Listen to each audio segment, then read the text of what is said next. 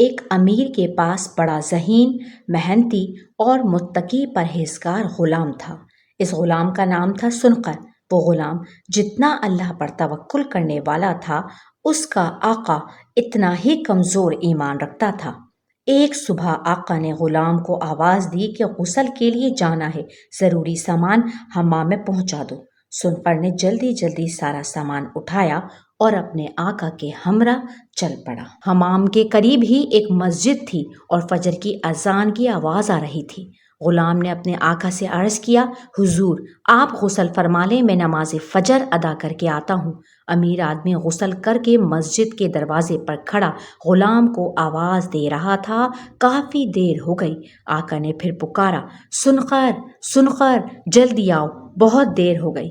غلام کو دراصل اس وقت اپنے مالک حقیقی کا قرب حاصل تھا اور وہ اس کے ذکر میں مہو تھا۔ آخر امیر نے تنگ آ کر آواز دی، سنقر اب تو سارے نمازی مسجد سے جا چکے ہیں، تو اکیلا مسجد میں کیا کر رہا ہے؟ وہ کون ہے جو تجھے مسجد سے باہر نہیں آنے دے رہا؟ غلام نے جواب دیا، جس نے آپ کو مسجد کے باہر روک رکھا ہے، اسی ذات باری تعالیٰ نے مجھے مسجد کے اندر روک رکھا ہے۔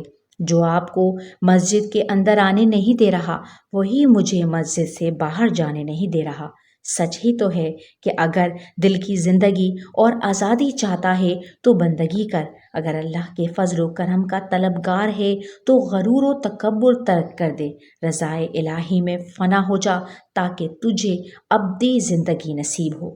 مومن کو مسجد میں سکون ملتا ہے، باب ہدایت کو اللہ کھولتا ہے، دانائی کی دلیل اللہ تعالیٰ کی شکر گزاری ہے، ہر کام اللہ کی عطا کردہ توفیق سے انجام پاتا ہے، نیکی کرنے کی قوت اور برائی سے بچنے کی طاقت اللہ کی مدد کے بغیر ممکن نہیں ہے، جس کا اقرار ہم 5 وقت کی اذان حی علی الصلاۃ حی علی الفلاح کے جواب میں لا حول ولا قوت الا باللہ سے روز کرتے ہیں۔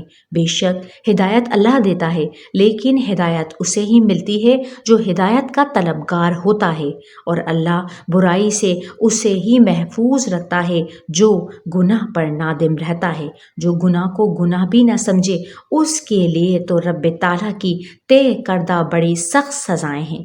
نیکی کی توفیق مانگتے رہیے اور ساتھ استقامت بھی، اور گناہ پر نادم اور شرمسار ہو کر سچے دل سے معافی مانگنا ہرگز نہ چھوڑیے، یہی ہدایت کا راستہ ہے۔